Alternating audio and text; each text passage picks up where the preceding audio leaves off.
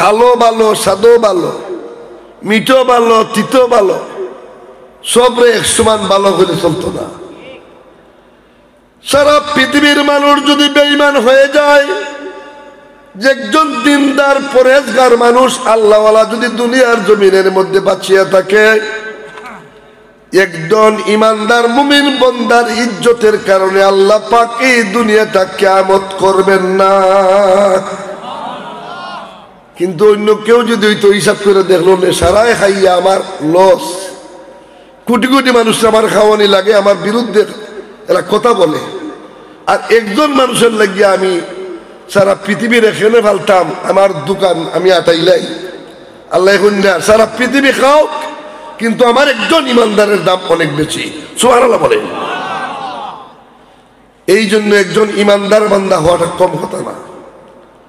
আজকাল কিন্তু ওয়াজের মধ্যে অনেক সময় অনেক আমরা বহুত বুঝা বেশি পণ্ডিত হয়ে গেছি, কি তো চিন্তা করবো যে এখন যে ওয়াজ করবা তাই খেয়ে অমুক কেন খেয়ে আইবা, যে বিমানে এলাম বা খালি তাইদের ওয়াজই শুনবো, আটা তো ইউটিউবে চার্জ দিলে এমনি ভাই তাই কিছু হইবা হইবা পালা। অথচ বড় বিশ্বাবে লেখেন, বড় বিশ্বাব বলতে বুঝছেন না আমরা দেশ যে বড় পাগড়ি মুরাসা বাঞ্জালাওয়ান আর পাঞ্জাবি চেষ্টা যায়, আর খালি এত তসবি আর খালি মুরিদ করুন, এই বড় বিশ্বাব ছিলেন না তিনি। বড় বিশ্বাব বড় মুফাসসির ছিলেন, তিনি সপ্তাহে 2 দিন তাফসীর আলোচনা করতেন। তিনি কিতাবে লেখছেন যে তোমার নিজের ছেলেও যদি ওয়াজ করে, তুমি নিজে বসে শুনো, যদি কোরআন হাদিস বলে কোরআন হাদিসের এলেম তুমি নিজে অর্জন করো। সুবহানাল্লাহ। ওই ছেলে সৈয়দ বংশের মানুষ নি, সে পাঠান বংশের মানুষ নি, সে ওইখান থেকে আইবনি, এইগুলা খোঁজার কোনো প্রয়োজন নাই। তার জবান দিয়ে যদি সে কোরআন হাদিস আলোচনা করতে পারে, এটাই তোমার ইমানের কোরআন। সুবহানাল্লাহ বলে। আমরা এইগুলা মূল্য দিচ্ছি না। এই জন্য হযরত আব্দুর রহমান রাদিয়াল্লাহু তাআলা আনহু, আমার দয়াল নবীর সাহাবী, তিনি মদিনার বাজারে গেলেন। বাজারের মধ্যে যাইয়া দেখতে পাইলেন কিছু সংখ্যক লোকজন অযথা বাজারে ঘোরাফেরা করতেছে। সব মানুষ তো আর বাজারও আপনার মাছ ফান খরিদ করার জন্য যাই না। পরিবারের হাট বাজার যিনি করেন তার একজনও, আর বাকি আরো দেখবার 2-4 জন থাকলে এরও যায় বাজারে, কিন্তু আড্ডা দিবার লেগে যায়নি না জানি না।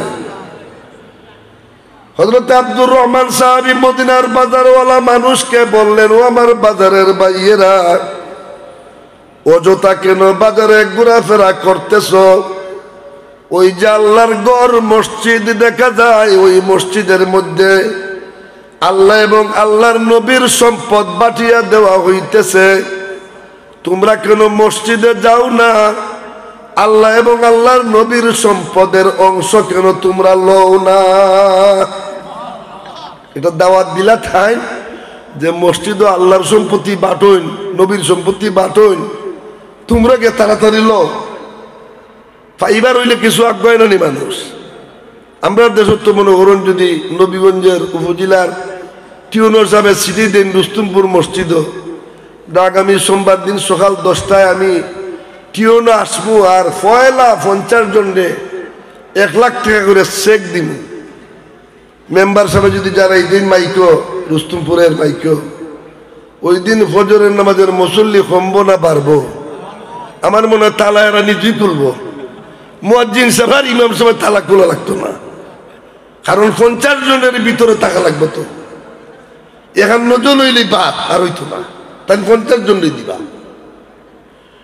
ওই দাওয়াত পাওয়ার পরে মদিনার বাজারওয়ালারা সহজেই মসজিদের দিকে দৌড়িয়া গেলেন। মসজিদের ভিতরে বসলেন। বসার পরে শুধু শুনতে পাইলেন কোরআন এবং হাদিসের ওয়াজ নসিহত চলছে। কিছুক্ষণ ওয়াজ শুনে আবার বাজারে চলে আসলেন। রাস্তার উপরে ওই সাহাবী আব্দুর রহমান রাদিয়াল্লাহু তাআলা আনহুর সঙ্গে দ্বিতীয়বার সাক্ষাৎ। মদিনাওয়ালারা জিজ্ঞাসা করলেন, ও আব্দুর রহমান ভাই, আপনি তো বলছিলেন মসজিদে গেলে আল্লাহ এবং আল্লাহর নবীর সম্পদ পাওয়া যাবে।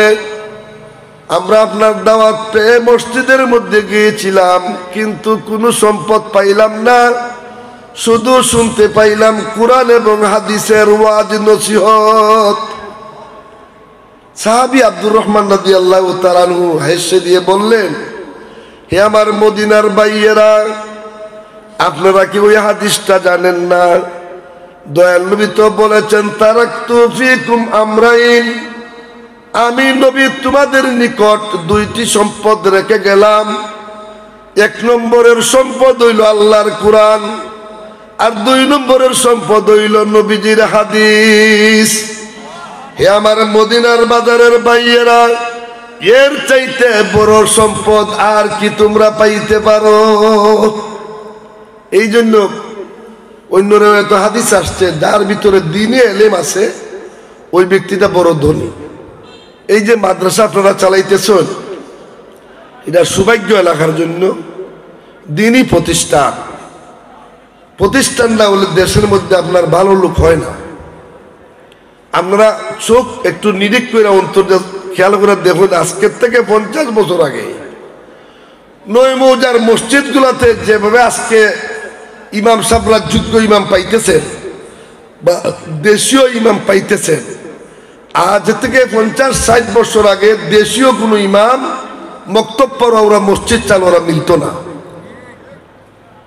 আমরা নিজেও যে মানে ছোটবেলায় মক্তব মসজিদে ভরছি, বাহিরের ডিস্ট্রিক্টের ইমাম সাহেব রাইতা, ওই কুমিল্লার ওই নোয়াখালীর, তারাই মসজিদ মক্তব পড়াইতা। এখন মাশাআল্লাহ আমাদের দেশে বহুত আলিম উলামারা মসজিদের দায়িত্বে আসেনি না নাই।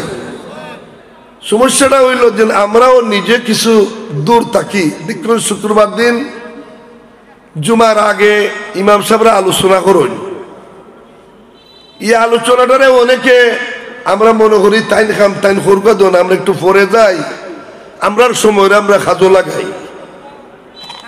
অথচ এই খুতবার ইজ্জতের কারণে আপনার নামাজই আল্লাহ 2 রাকাত কমাই দিছে। জোহরের নামাজ ফরজ হলো 4 রাকাত, কিন্তু জুম্মার নামাজ 4 রাকাত ফরজ, 2 রাকাত। এই খুতবাটার মধ্যে খুবই গুরুত্ব। এই জন্য খুতবা শোনাটা ওয়াজিব। কুরআন শরীফের সূরা জুমার মধ্যে আল্লাহ বলছেন, ইযা নুদিয়া লিস-সালাতি মিন ইয়াউমিল জুমআতি ফাসআউ ইলা যিকরিল্লাহি ওয়া যারুল বাই। আল্লাহ বলেন, হে ঈমানদার বিশ্বাসীরা, যখন জুমার দিন মুয়াজ্জিনে মসজিদে আযান দেয়, এই আযান শোনার সাথে সাথে তোমরা ব্যবসার দরজা বন্ধ করো। হে ক্ষেত খামারের কৃষকরা, আযান শোনার সাথে সাথে তোমরা হাতের কুদাল ছেড়ে দাও। ফাসআউ ইলা যিকরিল্লাহ, আল্লাহর জিকির নামাজের জন্য দৌড়ে আসো, আয়া নামাজ পড়ো। এটা হলো 1 নম্বর আল্লাহ আদেশ করছেন মসজিদে আওয়ার জন্য। এই আয়াতের সেকেন্ড আয়াতে আল্লাহ আবার ফরমাইন, ফাইদা কুদিয়াতিস সালাতু ফান্তাশিরু ফিল আরদ ওয়াবতাগু মিন ফাদলিল্লাহ। হে মুমিনরা, মসজিদে আসার পরে নামাজ যখন শেষ করো, আবার তোমরা রিজিক তালাশ করো, ব্যবসার দরওয়াজা খুলো, হাতে কুদাল্লো, মাঠে কাজ করো, বা তোমার রুজি রোজগারের জন্য তুমি পথ অতিক্রম করো। এগুলো মসজিদে বসে থাকো না। আল্লাহ বলেন, যখন নামাজ শেষ হয় তোমরা মসজিদ থেকে বের হও। ভাইজা, যখন নামাজ শেষ হয়ে যায় তখন তোমরা কি করো? মসজিদ থেকে তোমরা বের হয়ে যাও। আমরা কিন্তু এই মশলাগুলা বালা বুঝতেছি না। মসজিদে আওয়াজ যাওয়ার মধ্যে শরীরেরও ট্রেডিং আছে, ব্যায়াম আসেনি না? না, নামাজ হুদা ব্যায়াম। আল্লাহ পারতেন যে তোমরা 5 মিনিট সময় পশ্চিম দিকে তাকাইয়া দাঁড়াইয়া অথবা বইয়া একটু তেলাওয়াত করে লিও, আমার খেয়াল হইয়া। কিন্তু এগুলো দাঁড়ানির সময়, দাঁড়াইবার আগেই উজু বানানি লাগে। ইযা কুমতুম ইলাস সালাতি ফাগসিলু উজুহাকুম ওয়া আইদিয়াকুম ইলাল মারাফিক। উজুর মধ্যে ফরজ কয়টা? 4টা ফরজ আছে। এই 4টা ফরজ না আদায় করলে উজুই বনি, উজুই তো না। আল্লাহ এখানে কনসিডার করছেন। চার ফরজের মধ্যে দেখুন হাত দোয়া লাগে, মুখ দোয়া লাগে, দুই পায়ের ঘন্টা পর্যন্ত দোয়া লাগে। এই তিনটা গেল দোয়ার খাম, উজুর মধ্যে ফরজ। আরেকটা ফরজের খাম রয়ে গেছে, এইটা হইল ওয়ামসাহু বিরুসিকুম, তোমরা মাথাকে তোমরা মুছে করো। আল্লাহ যদি কইতা ওই তিনটার মতো তোমরা মাথাটাও ধুইয়া লাও, আমাদের জন্য খামটা সহজ হইল না কঠিন হইল না? কঠিন হইল না। লা ইউকাল্লিফুল্লাহু নাফসান ইল্লা বুসআহা লাহা মা কাসাবাত ওয়া আলাইহা মাকতাসাবাত। আল্লাহ বলেন ইসলামের শরীয়তের কোন বিধান আমি তোমাদের প্রতি কঠিন করে দেই নাই। আমরা অনেকে যে কামটা করতে অলস ওই জায়গা কঠিন মনে করে লাই। যেমন সামনের রমজান আসতেছে, এই রমজানে অনেকে কিন্তু স্বাগতম জানান, যেমন নবীজি দোয়া করছেন। আপনার জুমার খুতবার মধ্যে ইমাম সাহেব প্রায়ই বলেন এই রজবের চাঁদ আসলেই দয়াল নবীজি দোয়া করতেন, আল্লাহুম্মা বারিক লানা ফি রজব ওয়া শাবান। ও আল্লাহ, রজবের চাঁদে আর শাবানের চাঁদে আল্লাহ আমার জন্য বরকত বাড়িয়ে দিন। ওয়া বাল্লিগনা রমজান, আর রমজান মাস পর্যন্ত আল্লাহ আমাকে পৌঁছে দাও। রমজান মাস আসলে রোজা রাখলে মুমিন বান্দাদের জীবনের গুনার মুক্তির কথা হাদিসও আসেনি না নাই?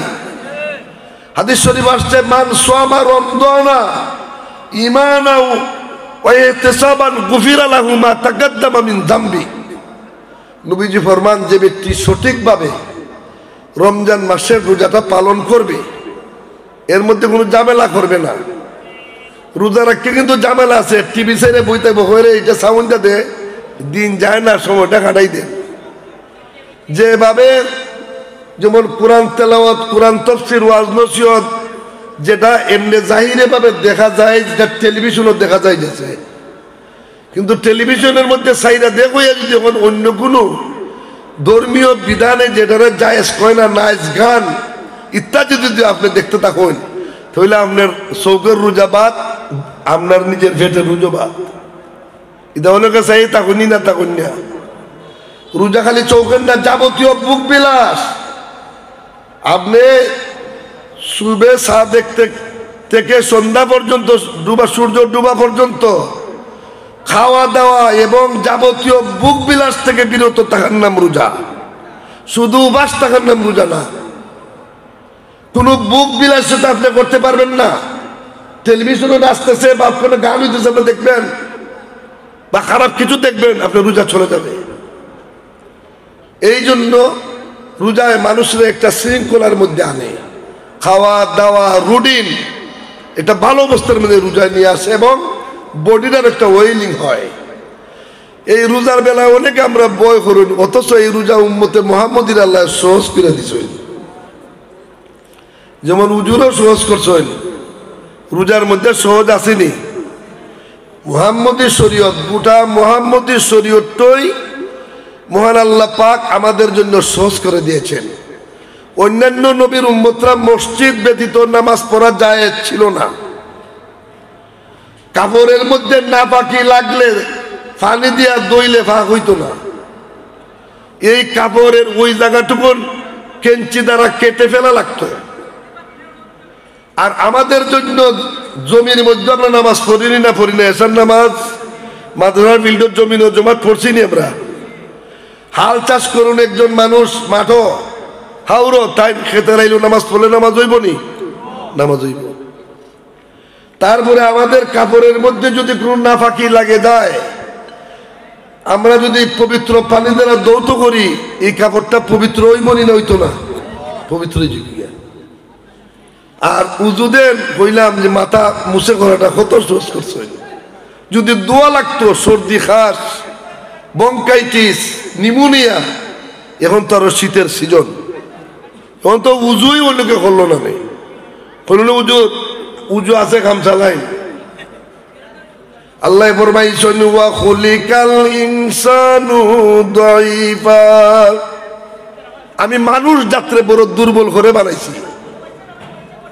শীতের দিনে আপনি কুলা গায়ে গুইরেন না, আপনার গায়ে শীত লাগাইবেন না, ঘাস সর্দি হইব। আল্লাহ তো সহজ করে দিয়েছেন, মাথা দোয়া লাগে না। পুরুষরা যেমন তেমন মহিলারা যদি মাথা দোয়া লাগতো, এই লম্বা চুল শুকাইতে কদিন লাগতো। আল্লাহ সহজ করে দিয়েছেন না। আবু দাউদ শরীফের হাদিস, আম্মা জান হযরত আয়েশা সিদ্দিকা রাদিয়াল্লাহু তাআলা আনহা নবীজির বড় আদরের বিবি ছিলেন, যিনি থেকে বেশি হাদিস রওয়ায়াত হয়েছে। হযরত আম্মা জান আয়েশা সিদ্দিকা রাদিয়াল্লাহু তাআলা আনহা আমার দয়াল নবীজির কাছে আরজ করলেন, ইয়া রাসূলুল্লাহ, ইয়া হাবিবাল্লাহ, দয়ালু নবী গো, কিয়ামতের ময়দানে আদম নবীর উম্মত দাঁড়াইবে, মুসা নবীর উম্মত দাঁড়াইবে, ইব্রাহিম নবীর উম্মত দাঁড়াইবে, তথা 1,00,000 বা 2,24,000 নবী রাসূলদের উম্মতেরা একই ময়দানের মধ্যে দাঁড়াইবেন। ও আমার দয়াল নবী, তখন সময় আপনার উম্মতগণকে আপনি কেমন করে চিনবেন? নবী আমার জবাব দিলেন, ও আয়েশা, বলো তো দেখি, বিরাট বড় একটা মাঠ যদি হয়, এই মাঠের মধ্যে যদি লক্ষ লক্ষ গুড়া একরঙ্গা হয়, আয়েশা গো, মাঝে মধ্যে যদি সানখোপাল্লা গুড়াও থাকে, ওই সানখোপালি গুড়াগুলাকে আলাদা চিনা যাবে না যাবে না? আম্মা জান আয়েশা সিদ্দিকায় জবাব দিলা, হুজুর, সানখোপালি গুড়াগুলাকে চিনতে কোনো রকম অসুবিধা হবে না। নবী আমার বললেন, ও আয়েশা, জেনে রাখো, আমার উম্মতরা যে দুনিয়ার জমিনের মধ্যে চেহারা দৌত করেন, উযু বানান, এর ফজিলতের দ্বারা কিয়ামতের ময়দানে আল্লাহ রাব্বুল আলামিন আমার উম্মতের চেহারা গুররা মুআজ্জালিনা সানখোপাল্লা গুড়ার মতো উজ্জ্বল করে দিবেন। আমি নবীর চিনতে কোনো রকম অসুবিধা হবে না। এই উযু আমাদের পক্ষে কিয়ামতে নবীর পরিচয় দিবনি না দিত না? এখন উযু করন নি না উযু বাদ দালানি করন। উযুর ফজিলত বহু হাদিস আছে, গুনাহ জয়রা পড়ে। 40 দিন যদি কোনো একটা মানুষ সঠিকভাবে উযু করে নামাজ পড়ে, এই মানুষটার আর ফেরার লামলি গোসানি লাগতো না, ক্রিম টিরিম বেশি দেওয়া লাগতো না। মানুষটা খালা হইল, দেখবা চেহারার মধ্যে আল্লাহর কুদরতি একটা নুরানি ভাব আল্লাহ ফিডিং করে দিলাইছেন। সুবহানাল্লাহ বলতেন না? কাজেই এইগুলা জিনিস খুব খেয়াল রাখবেন।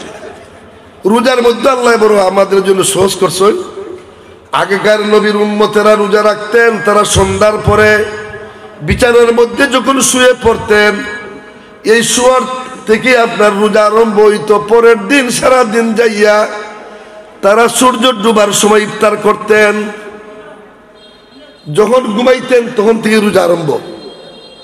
আর উম্মতে মুহাম্মদের জন্য আল্লাহ সহজ করে দিলেন। আমরা ঘুম থেকে উঠে এমনকি অন্যান্য বিবির সঙ্গে যদি কেউ মিলামিশা করেন, তারপরও আপনার শুবে কাজে অর্থাৎ পূর্ব আকাশে কালো রং পর্যন্ত সেহরি ভাত বা ফতা ভাত খাওয়া যায় আছে, ঠিক না? ঠিক। এখন আমরা দেখুন মোবাইলের মধ্যে রিং টিং দেতই, 3টার সময় রিং বাজবো, উঠমু খাইমু, তারপরে খাওয়া দাওয়া করলে পরে সুস্থিরে আবার ফজর ভরবো, ঠিক না? ঠিক। আমরা ঘুমাইয়ে উমাইয়ে উঠতে আবার খাই, এরপরে খাওয়ানটা কম খাই না বেশি খাই?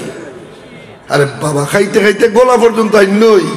আলিমও বলতে ওয়াজ হইন যে রমজান মাসের খানির কোনো হিসাব নাই, খাইও যত ভালো বাড়াইয়া খাও। ঈদের এভারেজ করলে দেখা যায় যে আমরা যে ফতা ভাত খাই, সকাল আর দুপুরের খানি হয়ে যাই। কারণ কত আইটেম বাড়াই, আপনার সেহরি খাওয়ার ফতা খাওয়ার মধ্যে আইটেম কমে না বাড়ে? বাড়ে। যার যেমন তৌফিক আছে খালি বাড়ায়। আর ইফতারের লেগে গুণ আমরা চ্যাম্পিয়ন হমনি।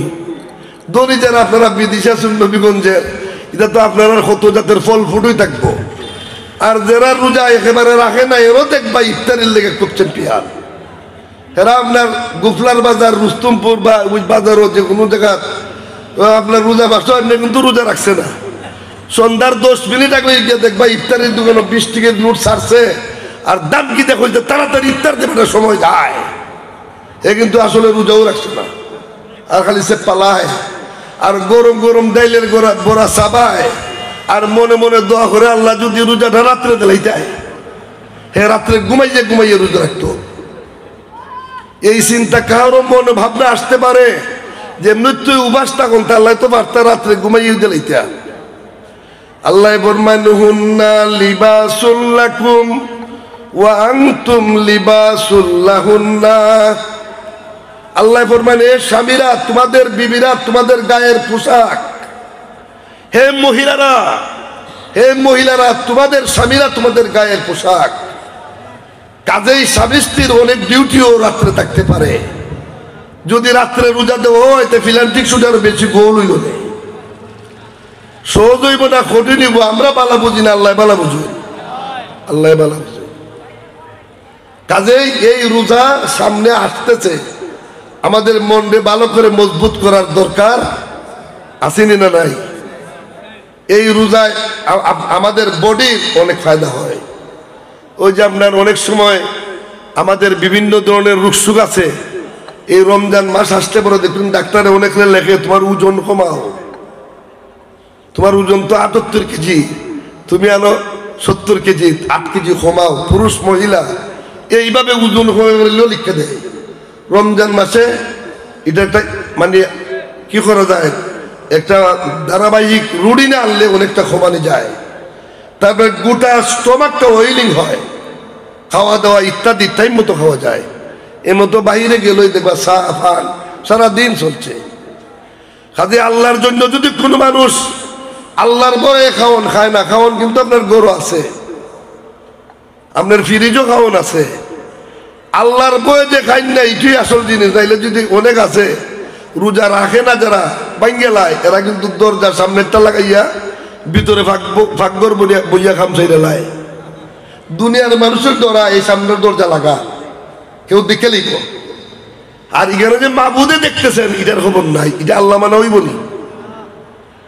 আল্লাহ সব দেখুন না, দেখুন না। আল্লাহ কি জাত আলিম, যে আলিমের দিলের খবরও জানেন। ওয়াল্লাহু আলিমুম বিযাতিস সুদূর। আল্লাহ এখন আমি এমন আলিম যে আলিমের তোমাদের অন্তরের খবরও জানি। সুবহানাল্লাহ বলতেন না? মহব্বতে পড়ুন আল্লাহুম্মা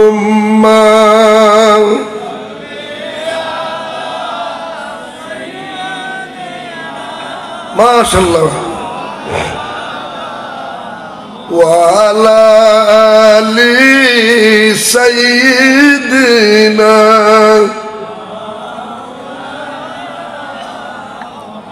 নবী গো আপনার ভালোবাসায় আল্লাহর ওলি হওয়া যায়। নবী গো আপনার ভালোবাসায় জান্নাতবাসী হওয়া যায়। আল্লাহুম্মা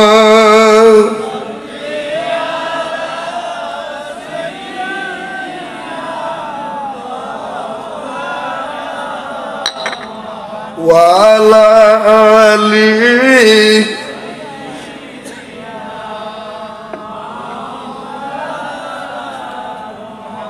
আল্লাহরে আমি পাইতে গিয়া চিনতে গিয়া তুগাইতে গিয়া খুঁজতে গিয়া মক্কা মদিনা যাওয়া লাগতো না। আরব দেশও যে আল্লাহ আসুন, বাংলাদেশও ইলাকানো আসুন। এমনকি কাবাগরের দরওয়াজা খুললে দিল আপনি আল্লাহরে দেখতে না। কোন কোন মানুষের বাংলায় গরু লেখা তো মুমিনের দিল আঘাত দিলায় কাবাগর বাংলায় ইলাকান লেখা দেখছুন না আপনারা? কাবাগর কত দূর। আর আমরা বাংলাদেশও গরু লেখা দিয়েছেন তাই যে মুমিনের দিলে আঘাত দিলায় কাবাগর বাংলায়।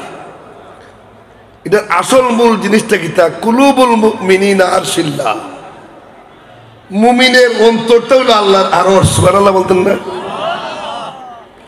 এই জন্য কোন পাক্কা মুমিন মুসলমানকে যদি কেউ কষ্ট দেন, হাদিস শরীফ হয়েছে কিয়ামতের দিন আল্লাহ জিগাইবা তুমি আমার দুনিয়ার মধ্যে গালি দিসলাই, তুমি আমার গায়ে আঘাত দিসলাই, আমি তোমারে ছাড়বো না।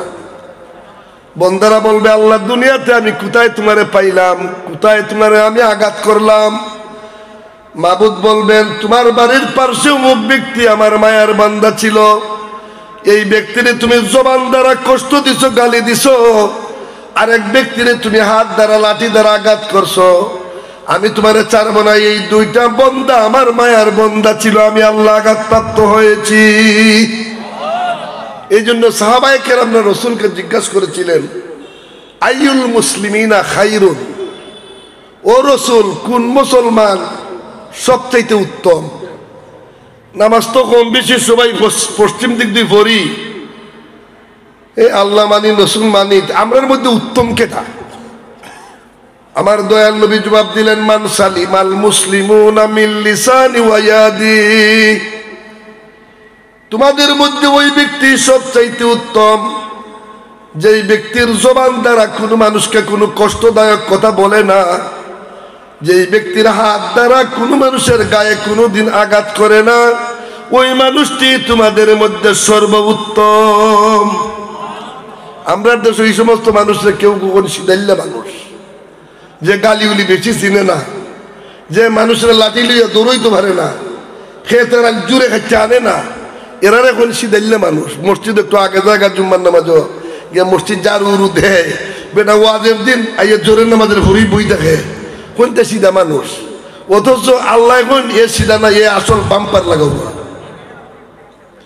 তাফসীর ইবনে কাসিরের মধ্যে হাদিস রওয়ায়াত করতেছেন, একজন ব্যক্তির ছেলেও নাই, মেয়েও নাই, এই রুস্তমপুর মাদ্রাসায় 9, 10, নবম শ্রেণীর 10ম শ্রেণীর মধ্যে সূরা বাকারা পড়ানো হয়, আল ইমরান পড়ানো হয়। ওইগুলো আলোচনার মধ্যে আনছেন যে আপনার এক ব্যক্তির সন্তান আদি নাই, আমরা দেশব বইয়ের ভাষায় বলে, আমরা বলি তার নিঃসন্তান, ঠিক না? ঠিক, নিঃসন্তান, তার কোনো সন্তান নাই। আর কোরআন শরীফের ভাষায় আল্লাহ আনছেন কালালা, যার কোনো আওলাদ নাই। আর আমরা দেশে একেবারে গ্রামীণ ভাষায় কই আটকুরা। এখন এই শব্দটা কমে যেতেছি আস্তে আস্তে, কারণ এখন ঘরে ঘরে শিক্ষিত মানুষ, আটকুরা ওরা বেশি আর বাতুন। আগের দিনও কইতা যে আমি যে গরু বেচতাম পারলাম না, গরু নিবার সময় তুই আটকুরায় দীক্ষা লিছে, অর্থাৎ যার বাচ্চা কাচ্চা নাই এ মানুষ বাদ, মানুষ এ অলক্ষী মানুষ সারা বাদ। কোনছেন বাচ্চা কাচ্চা হয় না দীক্ষা, এই মানুষ কি এই জন্য আল্লাহর দরবার বাদ হইতে পারেনি? এটা খামোক এক কথা। আমরা দেশ আনছু নাই মশলা, দেখবার রমজান মাসে ইফতারি খাইবা, যারা কইবা যদি ইফতারি দেওয়ারই আছিল তা আমার বেজে খেলে পয়লা রমজানও ভাটাইলে না, শেষের রমজান আমরা ইফতারি খাইতাম না। এটা কিছু আনকামাত্মা তুই আসুনি না? সারা রমজান মাস রহমত বরকত মাগফিরাতে বরানি না বরা না? রমজানের ইফতারি খাইবার লেগে অত পাগল কেন? হ্যাঁ, ইফতার খোরানি সব আছে, যদি সামর্থ্য থাকে আপনার বিয়াই বিয়ান বাড়ি পাঠাইন, আপনি আরো এলাকার মধ্যে 10 জন 20 জন 50 জন 100 জন 1000 জন ইফতার খোরাইন, অসুবিধা নাই। কিন্তু এইটা ইফতারি বিয়াই আপনার বাড়িতে পাঠাই তৈব, আপনার ছেলের শ্বশুর বাড়ি থেকে আই তৈব, এটা শরীয়তের কোনো আইনে নাই। বরঞ্চ আমি দেখছি গ্রামীণ মহিলারা কষ্ট করিয়া নিজের মেয়ের বাড়িতে ইফতারি দিতে যাইয়া একেবারে যারা গরিব বিধবা মহিলা গাছ বিক্রি করে, ছাগল বিক্রি করে, কষ্ট করে ইফতারি ফাটায়। এলাকানো আসেনি না নাই?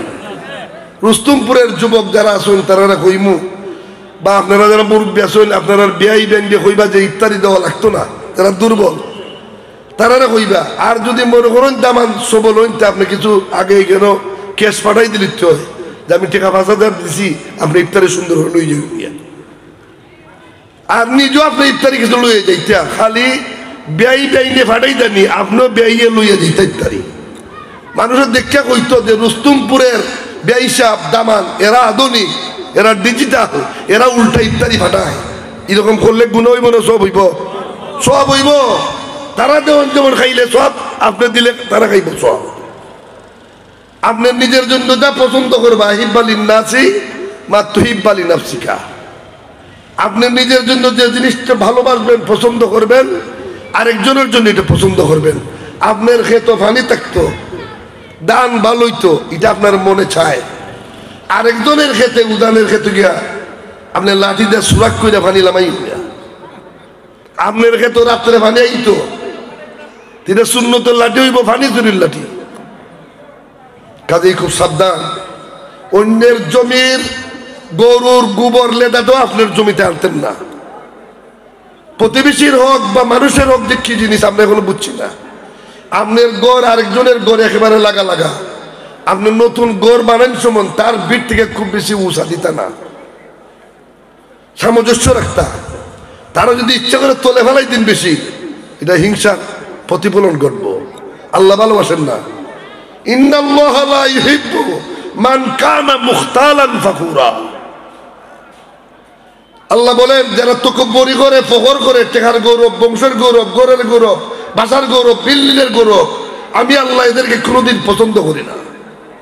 এই জন্য বিশ্বকবি ইকবাল বলছিলেন, বেতানে রঙ্গ খুন কুতুর কর আপনি মিল্লত মে গম হো যা, তুরানিরা বাকি না রহে, না ইরানিরা না আফগানিরা।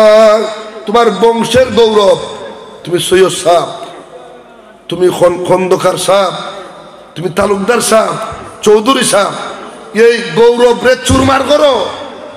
গৌরব কেউ দেখাইও না, চুরমার করে মিল্লাতা বিকুম ইব্রাহিম, ইব্রাহিম আলাইহিস ইসলামের মিল্লত ঢুকো।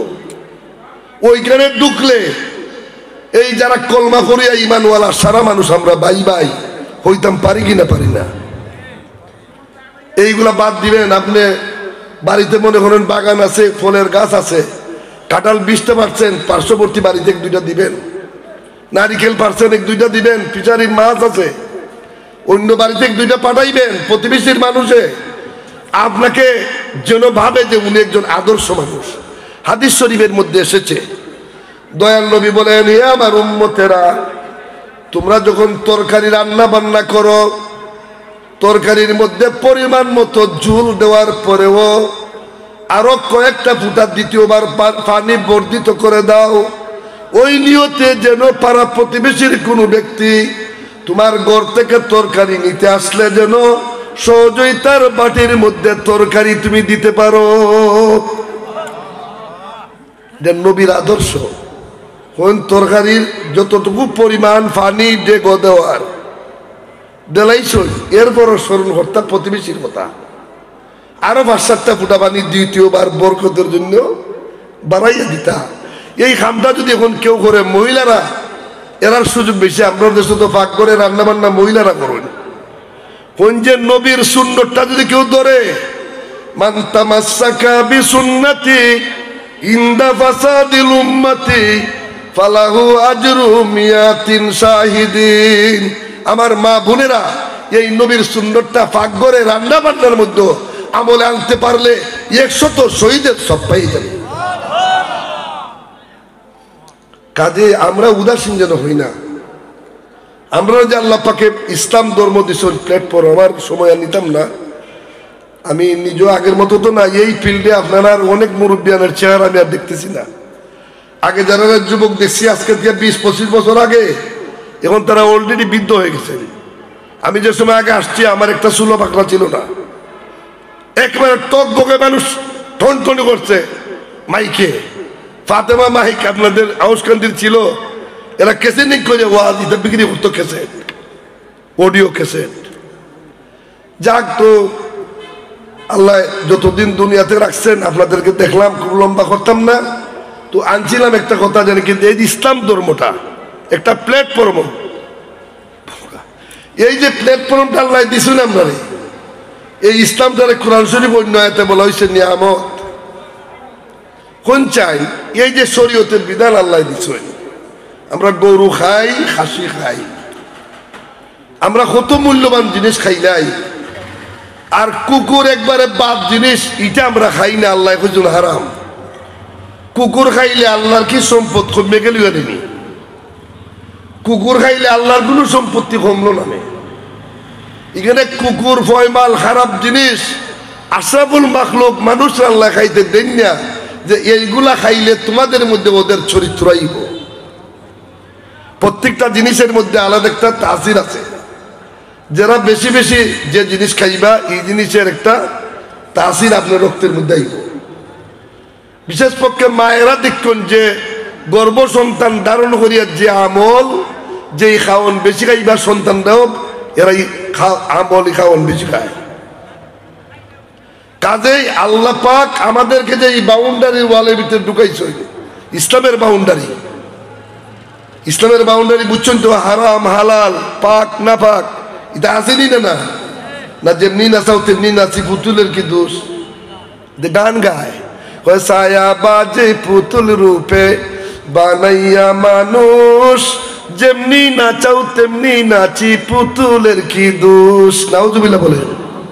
আল্লাহ নাচাই শুনিয়া এর গানের অর্থ হইল, আল্লাহ তুমি তো আমরা পুতুল রূপে বানাইছো, তুমি যে এলাকার নাচাও চালাও, আমরা তো এলাকানই নাচি চলি, আমরা পুতুলের কি দোষ? দুষ্ট বলতে তুমি আল্লাহর ওই। নাউজুবিল্লাহ বলেন। ইমান থাকবো নি?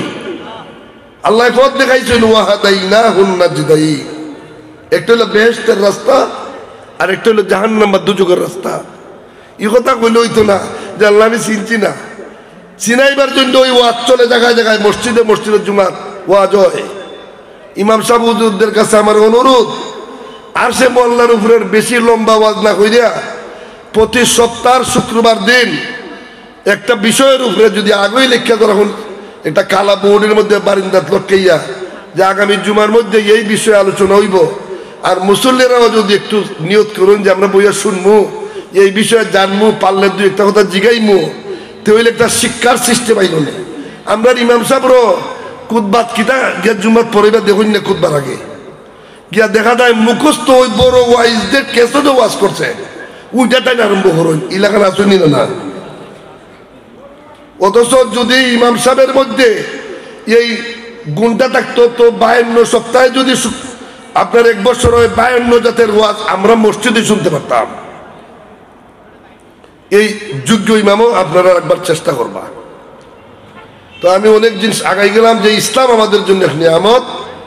এই নিয়ামতের দ্বারা আল্লাহ পাক যে বাউন্ডারির ওয়াল দিলে বাড়িঘরের ইজ্জত, হুরমত, সৌন্দর্য, হেফাজত হবে না, বাড়ে। আপনারা নবীগঞ্জ তো বহু বিদেশি বাড়ি, তারা গেলেই বাউন্ডারি ওয়াল দিন 6 ফুট বা 7 ফুট, আর সামনে দেয়া মজবুত গেট, রাত্রে 10টায় তালা মেরে দিন। এইভাবে করলে বাড়িটার হেফাজত, ইজ্জত বাড়ে না কমে? বাড়ে। আল্লাহ যে আপনার ইসলামের শরীয়ত দিচ্ছেন, হালাল হারাম, সুদ খাওয়া হালাল না হারাম? হারাম। এটা হারাম জানি ঠিক, এখন সুদের প্রচলন আপনার দেশে কমটা বেশি। দোয়া কইর আল্লাহ ভালো চালাইছেন, কিছু টাকা রাখছিলাম, ওই আপনার ইন্টারেস্ট মাসও আই 12-14 হাজার টাকা। যে সুদ খায় না, ইন্টারেস্ট খায়, ঘুরাইয়া খায়। নাউজুবিল্লাহ বলেন না। ওই যে আপনার আজকে যাইতেছে রজবের চাঁদ, এই চাঁদের 26 তারিখ দিবাগত রাত্রে দয়াল নবী যে মেরাজ শরীফ গেছিলেন, ওই আল্লাহ পাকে গায়েবের দেশটা দেখাইছিলেন, যে দেখাইছেন সুদ করে বলতে অবস্থা কিতা। এরার পেট বিরাট বড় দালালের মতো মোটা মোটা, এরা নিজের পায়ে বর করে দাঁড়াইতে পারতেছে না, শুধু হামাগুড়ি খাইতেছে। আমার দয়াল নবীজি জিবরিল আমিনকে জিজ্ঞাসা করলেন, ও জিবরিল, এরা কেন দাঁড়াইতে পারতেছে না, এদের পেট কেন দালানের মতো মোটা মোটা? জিবরিল বললেন, হুজুর, এরা দুনিয়ার জমিনে সুদ খাইতো, ঘুষ খাইতো, হারাম খাদ্য খাইতো, এই জন্য আজকে পেট দালানের মতো মোটা করা হয়েছে। নাউজুবিল্লাহ বলেন। পেট বেশি মোটা হইলে দেখতে জুত লাগবো না বেজুত লাগবো? বেজুত লাগে। লঙ্গিও বিরিক ধরে না, খালি ফিচ্ছায়, খালি ফিচ্ছায়। আর রিস্কার ড্রাইভারে দেখলে খালি দৌড়ায়, ও চাষা 70 টাকা লাগবো। কারণ চাষারে বইলে তো বাইসে বইবার জাগো থাকতো না। আর অত পেট মোটা দেখলে কেউ বিয়াও দেয় না। এই জন্য বুদ্ধিমান যুবক ছেলেরা এখন ডায়েট কন্ট্রোল করে। যুবকরা সিমটম থাকতে চায়, যুবতীরা এখন খুব হালকা স্বাস্থ্য রাখতে চায়। পড়ালেখায় কিছু মানুষ রে হুশ দেয়নি না, দেয় না বালা। আল্লাহর হাবিব বলেন, আমি দেখতে পাইলাম এদের পেটের মধ্যে 70টা সামনে দৌড়তেছে। নাউজুবিল্লাহ বলেন।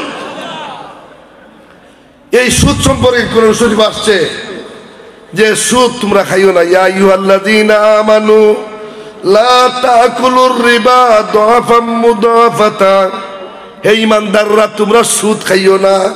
সুদ এটা দেখা যায় না, হাত দিয়ে দইরা সাবাইয়া খাওয়া যায় না। আল ফাদলু মিনার রিবা, একই জিনিসের মধ্যে বর্ধিত করে লোয়াটার নাম হলো সুদ। যেমন কেউরে আপনি 1000 টাকা দিলে আর হইলে 1 মাস পরে দিও 1100 টাকা 1100 টাকা, এটা সুদ হইব। কেউ এখন দান দিলে আপনি 1 মন হইলা বৈশাখ মাস দিবা 2 মন সুদ হইব। কেউ বেড়া যাইতো সৌদি আরব, তার টিকিটের টাকা নাই, আপনার বিবির গলার হার 2 ভরি সোনার, আপনি কইলা নেওগা 2 ভরি সোনা নে বিক্রি কইলা টিকিট করে যাওগা বিদেশ, সৌদি গিয়া 3 ভরি রেখে দিলাইও সুদই ভরিয়া, কারণ 2 ভরিতে 3 ভরি বানিবার ক্ষমতা তোমার নাই। এইগুলার থেকে আমাদের বাঁচা। ফরেজ গাড়ি ফাঁকরি তার লম্বা ভাঞ্জে বিতনা। ফরেজ গাড়ি হলো শরীয়তের ভিতরে যতটুকু পারা যায় জীবন পরিচালনা করা। আমি সকলের প্রতি অনুরোধ রাখবো যে আপনারা বাচ্চা কাচ্চাকে ফরজি ইলিম, যে ইসলামী ইলিম, আমরা তখন খালি চিন্তা করি যে ছেলে কেমনে ম্যাজিস্ট্রেট হইতো, ছেলে কেমনে ডাক্তার হইতো, কেমনে ডিসি হইতো, এই তো সেই তো। এখন তো আলিয়া মাদ্রাসার মধ্যে সরকার সব দিলাইছো। আমরা ছেলে বেরোনা তুই মনে করেন বর্তমানে এফারসি ডাক্তার, সাব কিবলার কাছে কারিও হইছে, হবিগঞ্জ আলিয়ার থেকে দাখিল পাস করে তার গোল্ডেন ক্লাস পাইছে, ইঞ্জিনিয়ার আমাদের ছেলেরা হইতেছে। আপনারা ডরাইবেন না যে মাদ্রাস পড়াইলে মনে হয় মসজিদের ইমামতি ছাড়া মনে হয় আর কোনো চাকরি নাই। আর অথচ যদি ইমামতি সঠিক কেউ করতে পারে তার থেকে সম্মান আর বেশি কার হইতে পারে। আমরা দেশে ইমাম সাহেবরা কেউ মনে করেন যে তারা কোনটা বুঝি না। একটু আগে বসলাম যে বেটার ছেলেও নাই মেয়েও নাই, ওই ব্যক্তি মরণের আগে যদি ওসিয়ত করে, ওই যে কালালা কইসলাম নি সন্তান 8 কুড়া, যদি ওসিয়ত করে আমার সম্পদ আমার মরণের পরে জ্ঞানী মানুষ বুদ্ধিমান মানুষরে বন্টন করে দিও, ওই ব্যক্তির মৃত্যুর পরে তার যত মালামাল ধন সম্পদ রয়েছে কাকে দিবেন? চেয়ারম্যান সাহেবরাও জ্ঞানী, মন্ত্রী মিনিস্টার জ্ঞানী, মেম্বার সাহেব জ্ঞানী, ওসি সাহেব জ্ঞানী, হলদের তো জ্ঞানী। কোন যে না প্রধানমন্ত্রীরে দিল হবে না। আল্লাযীনা ইয়াযকুরুনাল্লাহা কিয়ামান ওয়া কুউদান ওয়া আলা জুনুবিহিম ওয়া ইয়াতাফাক্কারুনা ফি খালকিস সামাওয়াতি ওয়াল আরদ। কোন যে যারা দাঁড়াইয়া বইয়া ঘুমাইয়া সদা সর্বদাই আল্লাহরে স্মরণ করে, এরই হইল বুদ্ধিমান চালাক, এরারে তুমি ওই ব্যক্তির মাল দেও। কাজেই আমরা যেন এই জিনিসটা নিজে নিজে খাটাইয়া চলি। আমি আর লম্বা করতে চাই না, গড়ির খাটা 9টায় চলে গেছে প্রায়। আমার ইচ্ছাও ছিল যে 9টার বেশি থাকবো না, আমার আরেকটা প্রোগ্রাম যাইতে হয়। সবাই ধন্যবাদ। আর আপনাদের